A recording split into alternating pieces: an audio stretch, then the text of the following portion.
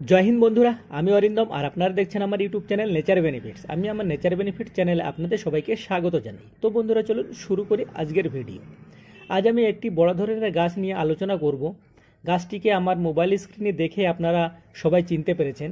ছোট থেকে বড় সবাই এই গাছটির সঙ্গে খুবই পরিচিত, এমনকি এই গাছটি খুবই সুন্দর এবং খুবই মনোরম। গাছটি খুব জনপ্রিয়। এই গাছের একটি জনপ্রিয় নাম হলো গুলমোহর। গুলমোহর গাছকে বিশ্বের সবচেয়ে সুন্দর গ্রীষ্মমণ্ডলীয় উদ্ভিদের মধ্যে একটি হিসাবে বিবেচনা করা হয়। কৃষ্ণচূড়া গাছ একটি বড় পর্ণমোচী এবং ফুলের গাছ। গাছের একটি মৃদু সুগন্ধ এবং একটি মনোরম চেহারা আছে।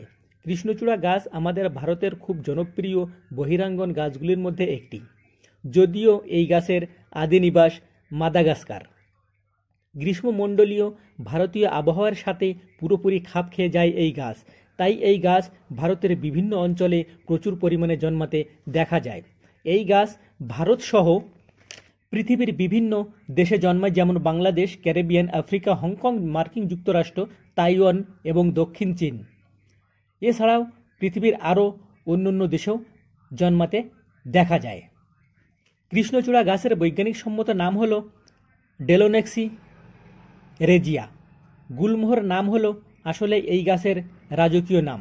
এই গাছের আরও নাম আছে, যেমন ময়ূর গাছ, শিকা গাছ, কৃষ্ণচূড়া গাছ, গুলমোহর, রক্তচূড়া ইত্যাদি।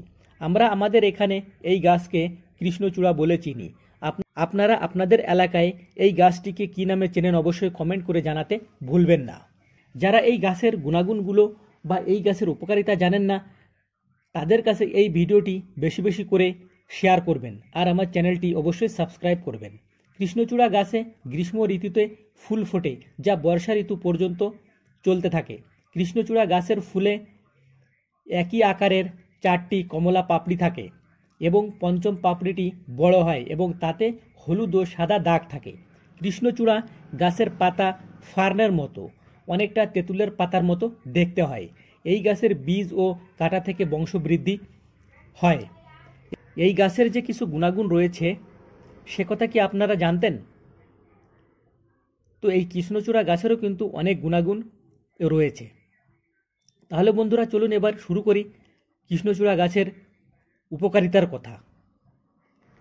সন্ধিবাত বা গেটে বাত সারাতে কৃষ্ণচূড়া গাছের পাতা জলের সঙ্গে ফুটিয়ে সেই জল কিছুদিন খেলে গেটে বাত সেরে যায়। জ্বর সারাতে কৃষ্ণচূড়া গাছের পাতার রসের সঙ্গে মধু মিশিয়ে প্রতিদিন সকালে খেলে জ্বর ভালো হয়ে যায়।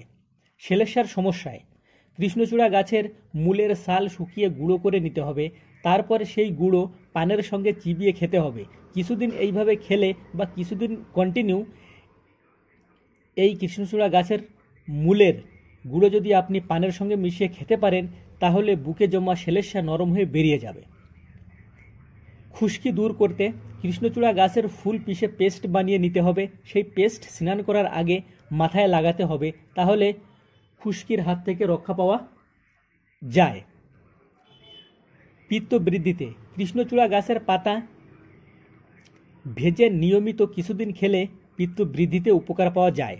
স্বরভঙ্গ সারাতে, মানে যাদের গলা বসে যায় বা গলা থেকে কথা বের হয় না, অল্প অল্প কথা বের হয়, সেগুলো সারাতে কৃষ্ণচূড়া গাছের পাতা কাঁচা চিবিয়ে খেলে স্বরভঙ্গ ভালো হয়ে যায়। তো বন্ধুরা, দেখলেন তো এই জনপ্রিয় গাছটির জনপ্রিয় কিছু উপকারিতা।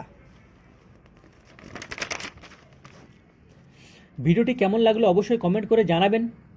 আর যারা কৃষ্ণচূড়া গাছের উপকারিতা জানেন না, তারা অবশ্যই কমেন্ট করবেন। বন্ধুরা, ভিডিওটি ভালো লাগলে অবশ্যই লাইক, কমেন্ট, শেয়ার করবেন আর আমার চ্যানেলটি অবশ্যই সাবস্ক্রাইব করবেন। যাই হোক বন্ধুরা, ভিডিওটি আজ এই পর্যন্ত। কথা হবে আগামী ভিডিওতে। ততদিন ভালো থাকবেন, সুস্থ থাকবেন। জয় হিন্দ।